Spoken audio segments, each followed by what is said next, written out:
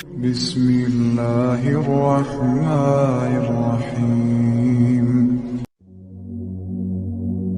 ان اللہ فالق الحب والنوى يخرج الحي من الميت ومخرج الميت من الحي ذلكم الله فأنا تؤفكون۔ بے شک اللہ ہی ہے پھاڑنے والا دانے کو اور گٹھلی کو، یعنی زمین میں جو ہم اناج بوتے ہیں، گندم کا دانہ بویا جاتا ہے، اسے پھاڑتا ہے اللہ تعالیٰ، دو پتیاں باہر نکلتی ہیں اور پھر ایک اس کا پورا بوٹا لگ جاتا ہے۔ اسی طریقے سے آپ آم کی گٹھلی کو جب بوتے ہیں، شروع میں دو پتیاں اس کی بھی باہر آتی ہیں، بہرحال پھر سال ہا سال لگتے ہیں، آلموسٹ 8 سال لگ جاتے ہیں اسے پہلی دفعہ پھل دینے کے لیے۔ تو اللہ تعالیٰ ہی یہ سارے معاملات لے کر چلنے والا ہے۔ اللہ تعالیٰ نکالتا ہے زندہ کو مردہ سے۔ زمین مردہ ہوتی ہے، باقی جگہوں پہ قرآن میں آتا ہے کہ ہم مردہ زمین کی طرف بارش بھیجتے ہیں اور ایک دم ہری بھری ہو جاتی ہے، یعنی پوٹینشلی اس کے اندر زندگی ہوتی ہے، لیکن وہ بارش کی برکت سے اللہ تعالیٰ اسے مردے میں سے زندہ نکال لیتا ہے۔ اور نکالتا ہے اللہ تعالیٰ مردہ کو زندہ سے۔ بظاہر تو انڈا مردہ ہی ہے نا، بعض لوگ سائنٹیفکلی اس کے اوپر اعتراض بھی کرتے ہیں کہ جی وہ انڈے کے اندر زندگی تو ہوتی ہے اور آپ یہ مثال کیوں دیتے ہیں؟ قرآن چونکہ لٹریچر کی زبان میں بات کرتا ہے، اگرچہ قرآن نے یہ مثال نہیں دی ہے، لیکن ہم سمجھانے کے لیے اپنی دنیا کی زندگی سے پریکٹیکل ایگزامپلس دیتے ہیں کہ انڈا بظاہر مردہ ہوتا ہے، اس میں سے چوزا نکل آتا ہے، مرغی زندہ ہے اور وہ بظاہر ایک مردہ چیز دیتی ہے، یعنی انڈا۔ لٹریچر کی زبان کے اندر، ہماری کامن آبزرویشن کے اندر تو اسی طریقے سے بات ہوگی۔ تو زندہ میں سے مردہ، مردہ میں سے زندہ۔ اور اگر آپ اس کو ایتھیکلی دیکھیں تو کافروں کے گھر مؤمنین پیدا ہو جاتے ہیں، مومنین کے گھر کافر پیدا ہو جاتے ہیں، وہ بھی تو زندہ اور مردہ ہے نا۔ بخاری و مسلم دونوں میں حدیث ہے کہ اللہ کا ذکر کرنے والا زندہ کی مثل ہے اور اللہ کا ذکر نہ کرنے والا مردہ کی مثل ہے۔ ذکر تو پھر بعد کی چیز ہے نا، اس سے بڑی چیز ہے ایمان کی دولت۔ جو ایمان لانے والے ہیں وہ زندہ ہیں، جو ایمان نہیں لانے والے ان کو اللہ نے قرآن میں مردہ کہا ہے۔ سورۃ الانعام میں یہ آیت گزر چکی ہے کہ حق بات وہی قبول کرتے ہیں جو بات کو سن لیتے ہیں، اور مردوں کو تو اللہ تعالیٰ قیامت کے دن ہی اٹھائے گا۔ یعنی عقل کے اندھے جو بات کو قبول نہیں کرتے ان کو اللہ تعالیٰ نے مردوں سے تشبیہ دی ہے۔ یہ ہے تمہارا اللہ، تمہارا رب، تو کہاں پھیرے جاتے ہو، کہاں بہک کے جاتے ہو؟ فالق الاصباح وجعل الليل سكنا والشمس والقمر حسبانا ذلك تقدير العزيز العليم۔ صبح کو نکالتا ہے رات کی تاریکی سے پھاڑ کر، کیسے گریجولی روشنی پھیلتی ہے، اور رات کو اس نے بنایا ہے آرام کرنے کے لیے، اور سورج اور چاند کو حساب کے لیے رکھ دیا ہے۔ سارا یہ حساب ہی سورج اور چاند کی وجہ سے چل رہا ہے، چاہے آپ کے لیونر ایئرز ہوں چاہے سولر ایئرز ہوں۔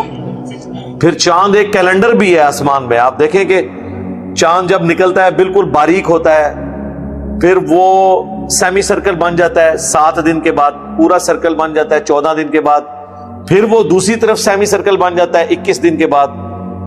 تو تھوڑی بہت اگر آپ کو سمجھ ہو تو آپ چاند کے ذریعے تاریخ بتا سکتے ہیں قریب قریب کہ یہ والی تاریخ ہے۔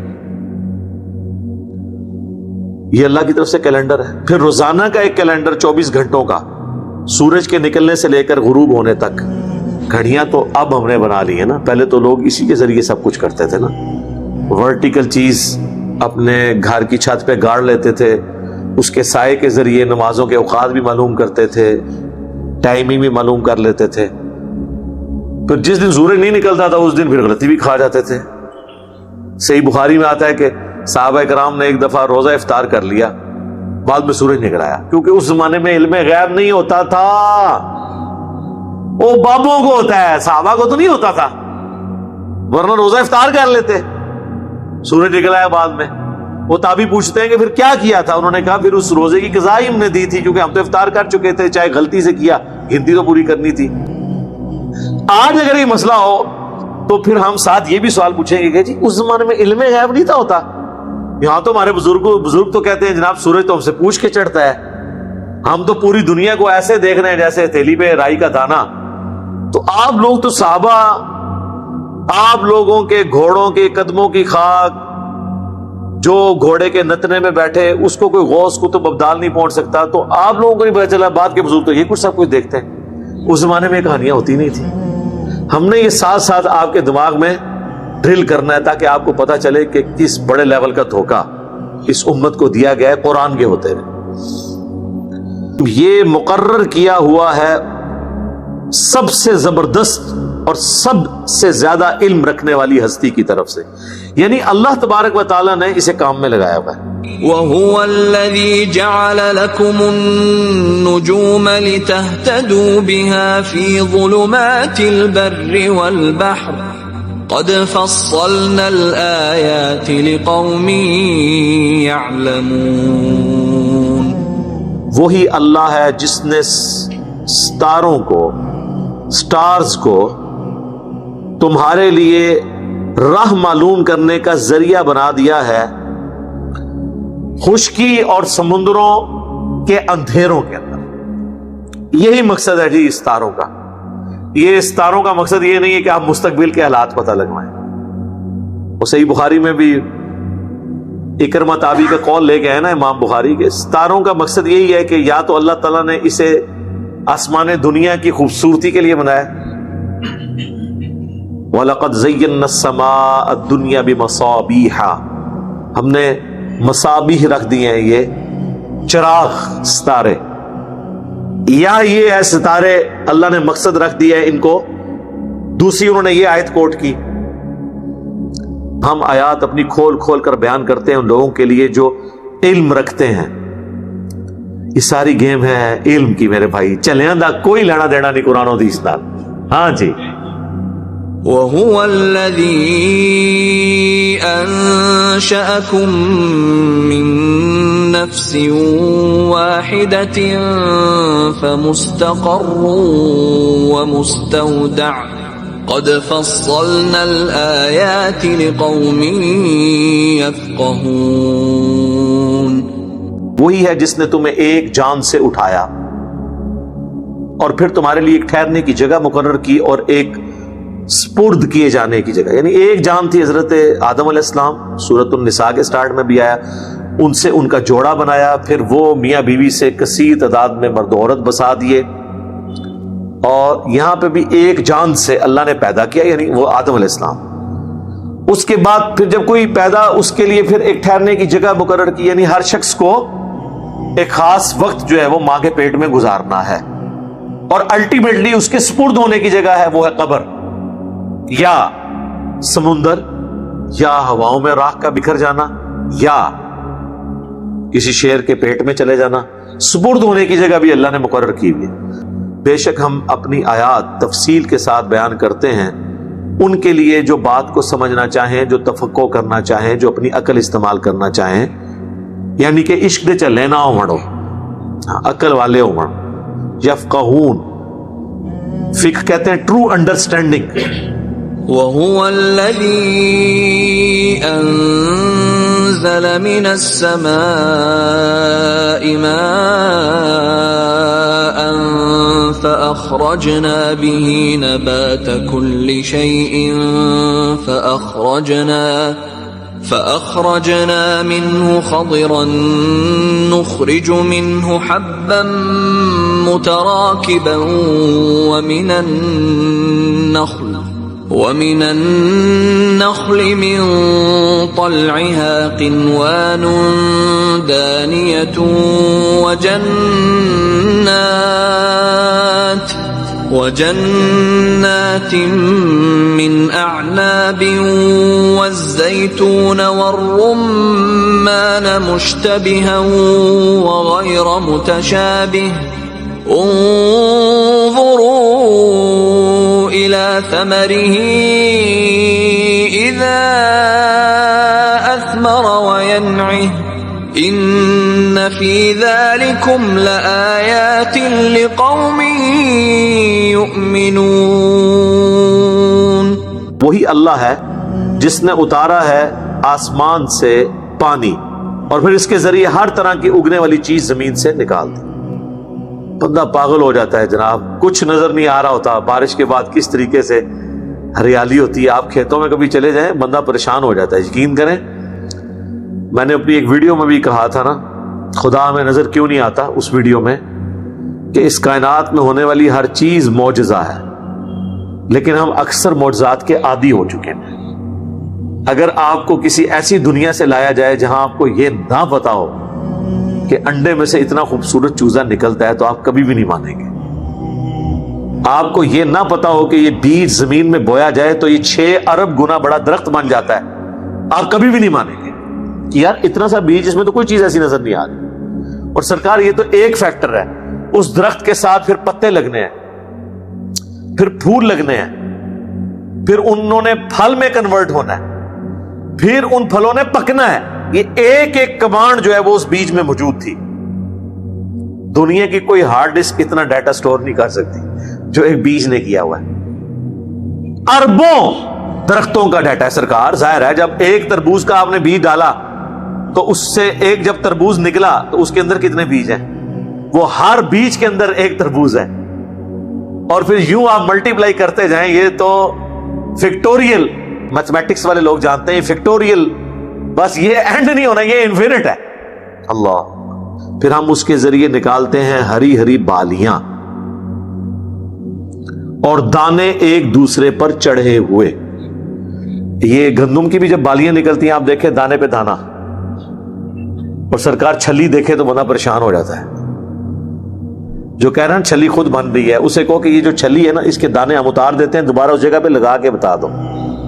ہاں ایک بار اتر جان، ایگزیکٹ انہیں کوآرڈینیٹس دے ہوتے ہیں، لا کے دسو. جو کام کرنے سے نہ ہو وہ خود بخود کیسے ہو سکتا ہے جب تک کہ کوئی ڈیوائن سورس اس کے پیچھے نہ ہو. God is the only explanation of all the physical phenomena in this universe. اللہ ہی وضاحت ہے کائنات میں ہونے والے ہر فزیکل فینامنا کے پیچھے. اور کھجور اور اس کے گچھے جو نیچے کی طرف لٹکے ہوئے ہوتے ہیں، سرکار کتنی اوپر جا کے کھجور لگائی ہے اللہ تعالیٰ نے. پورا وہ آپ دیکھ لیں بالکل بنجر قسم کا درخت نظر آ رہا ہوتا ہے کھجور، کوئی سبزی نہیں ہوتی اس میں، کوئی سبز رنگ نہیں ہوتا. اوپر جا کے لگا دیا اور وہ کس طرح گچھے لٹکائے ہوئے ہیں، ہر ایک کھجور اپنی جگہ پہ لگی ہوئی ہے اوپر جا کے. اللہ کے کام ہے.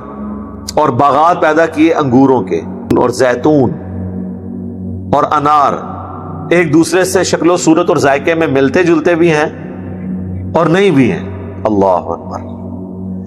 کھجور بھی میٹھی، آم بھی میٹھا، انار بھی میٹھا، انگور بھی میٹھا، سارے ہی میٹھے لیکن ٹیسٹ ڈفرنٹ. ان کے پھلوں کی طرف ذرا دیکھو، جب وہ پھلدار ہو جائیں یعنی وہ درخت بھر جائے نا پھل سے، ذرا دیکھو، اور ان کے پکنے کو. یہ بڑی امپورٹنٹ بات ہے. اللہ تعالیٰ فرما رہا ہے ایک تو پھل جب لگ جائیں اس کی طرف دیکھو اور ان کے پکنے کی طرف ذرا غور کرو. یار چند دن پہلے تک آم سبز ہوتا ہے، آپ کاٹ لیں کھٹا ہے نا، آم اترے گا اتنا ہے، اچانک اس کا رنگ بدلنا شروع ہوتا ہے اور اندر سے ذائقہ بھی بدل جاتا ہے. سرکار یہ کون سی پروڈکٹ ہے؟ یہ تو اسی طریقے سے ہے کہ آپ نمک کا گلاس رکھ کے سائڈ پہ ہوں، تھوڑی دیر بعد آ کے دیکھیں تو وہ چینی بن چکی ہو. ایسے تو نہیں ہوتا. یہ کون سی فورس ہے جو اسے یہ کنٹرول کیے ہوئے؟ یہ اللہ تعالیٰ نے کہا ہے کہ ان کے پھلوں کو دیکھو اور اس کے بعد پکنے کو دیکھو. سرکار قیامت چھپی ہے اس جملے کے اندر کہ پکنے سے پہلے کچھ اور ذائقہ، پکتے ہی کچھ اور ذائقہ ہو جاتا ہے. اس کے اوپر غور کرو، کیا یہ سب کچھ خود بخود ہو رہا ہے؟ کسی کے کرنے سے ہو رہا ہے. اور وہی اللہ نے پھر کہہ دیا بے شک اس میں نشانیاں ہیں اللہ کی قدرت کی ان لوگوں کے لیے جو بات ماننا چاہیں. میں یہ ترجمہ کرتا ہوں. ویسے یہ ترجمہ ہے کہ جو ایمان والے ہیں، ایمان بھی وہی لاتا ہے نا جو بات مان لیتا ہے. یعنی جو بات ماننے والا ہے نا، سچائی کو ماننے والا، ٹروتھ لور ہے، حق کو قبول کرنے والا ہے، اس کے لیے نشانی ہے. وَجَعَلُوا لِلَّهِ شُرَكَاءَ الْجِنَّ وَخَلَقَهُمْ وَخَرَقُوا لَهُ بَنِينَ وَبَنَاتٍ بِغَيْرِ عِلْمٍ سُبْحَانَهُ وَتَعَالَى عَمَّا يَصِفُونَ۔ اور انہوں نے بنا لیے جنوں میں سے اللہ کے شریک، حالانکہ اللہ نے انہیں پیدا کیا تھا۔ پیدا اللہ نے کیا ہے اور مشکل کشا انہوں نے بنایا ہوا ہے جنات کو، اور انہوں نے گھڑ لیے ہیں اللہ تعالیٰ کے لیے بیٹے اور بیٹیاں بغیر علم کے، یعنی کہ عشق دے چلے نے، وہ علم تو بغیر نے نا، بغیر علم کے۔ علم والا تو یہ نہیں کرے گا کہ فرشتے اللہ کی بیٹی ہیں۔ بت بھی جو بنائے ہوئے تھے وہ انہوں نے اپنے بزرگوں کے بنائے ہوئے تھے، حتیٰ کہ صحیح بخاری میں آتا ہے کہ جو شرک شروع ہوا وہ قوم نوح میں اس طرح ہوا کہ اللہ کے نیک بندے تھے جو اللہ کی عبادت کرنے والے تھے، ان کی اولادوں نے آگے سے ان کی یاد کو قائم رکھنے کے لیے جہاں بیٹھ کے وہ عبادت کرتے تھے وہاں پتھر رکھنے شروع کیے کہ ان پتھروں کو دیکھیں گے تو بزرگوں کی یاد آئے گی۔ پھر اس سے اگلی نسل آئی، انہوں نے وہ پتھر تراشنے شروع کر دیے، اس سے اگلی نسل آئی، انہوں نے ان کو پوجنا شروع کر دیا۔ اس طریقے سے شرک گریجولی داخل ہوا۔ پاک ہے وہ اللہ، بہت بلند ہے اس شرک سے جو یہ کرتے ہیں، ان عقیدوں سے جو اللہ کے ساتھ یہ منسوب کرتے ہیں۔ بديع السماوات والأرض أنى يكون له ولد ولم تكن له صاحبة وخلق كل شيء وهو بكل شيء عليم۔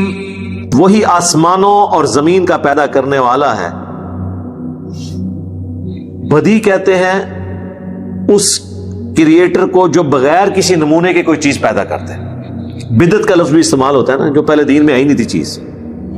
اللہ تعالیٰ نے کریشن ایکس نہیلو کی ہے، عدم محض سے وجود بخشا ہے چیزوں کو۔ خالق انسان بھی ہے، لکڑی سے فرنیچر بنا لیتا ہے، لیکن لکڑی کون بناتا ہے؟ اللہ۔ لکڑی نہیں کوئی بنا سکتا۔ انسان جو کچھ کرتا ہے اس پلانٹ میں موجود جتنے بھی ریسورسز ہیں، میٹیریلز ہیں، ان کو یوز کر کے چیزیں بناتا ہے۔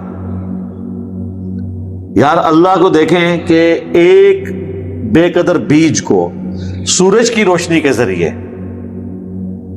اتنا بڑا درخت بنا دیتا ہے۔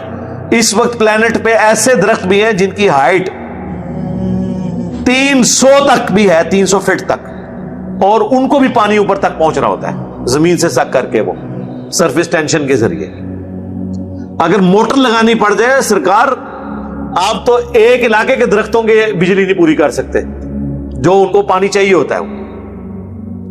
آپ کو اندازہ نہیں ہے، ہزاروں کلو واٹ موٹریں چاہیے یہ جو بڑے درختوں کو پانی فیڈ کرنے کے لیے، وہ جو خود بخود ساک کر رہے ہیں۔ سر خود بخود نہیں کر رہے، اللہ نے ڈیوٹی لگائی ہوئی ہے، ایسا physical phenomena of nature set کر دیا ہے۔ اچھا اللہ تعالیٰ نے بھی دیکھے کیسے امتحان میں ڈالا ہے کہ خود پیچھے ہے، اتنا کچھ واضح کر دیا ہے لیکن نظر کچھ نہیں آتا۔ تو انسان یہ سمجھتا ہے کہ ایسا ہی ہوا کرتا ہے، ایسا ہی کیوں ہوا کرتا ہے، اسی کے پیچھے تو قیامت ہے۔ اس کا کوئی بچہ کیوں کر ہو سکتا ہے جبکہ اس نے اپنی بیوی کسی کو اختیار نہیں کیا؟ لم یلد ولم یولد۔ اچھا سورہ الزمر میں آیا کہ اگر اللہ تعالیٰ نے اپنا بیٹا کسی کو بنانا ہوتا نا تو اپنی مخلوق میں سے ہی کسی کو چن لیتا۔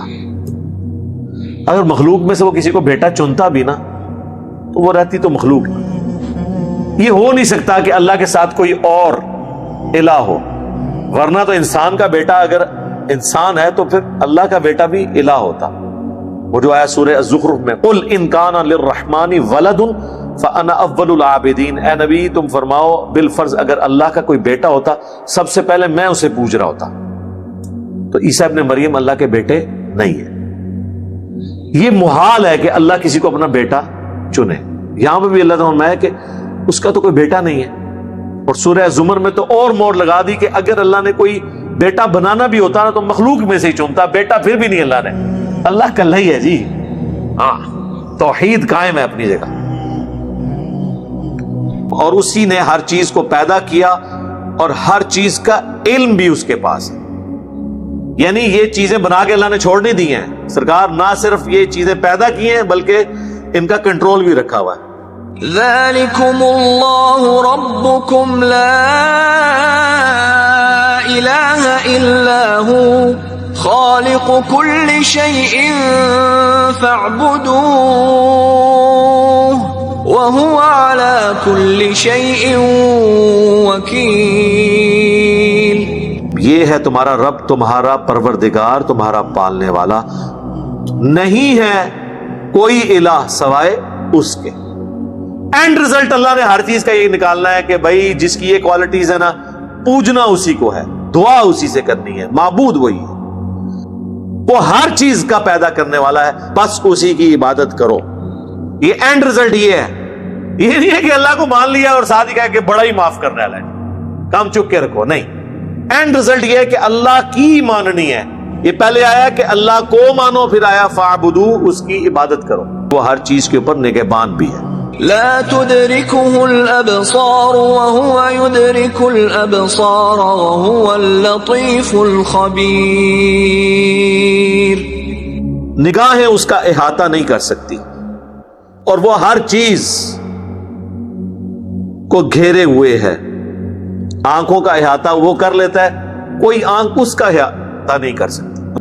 اور وہ بڑا باریک بین ہے، ہر چیز کو باریکی تک دیکھنے والا ہے. اللہ سے کوئی چیز، بلکہ یہاں تک آیا انہ علیم بذات الصدور، وہ سینوں کے چھپے ہوئے رازوں کو بھی جاننے والا ہے.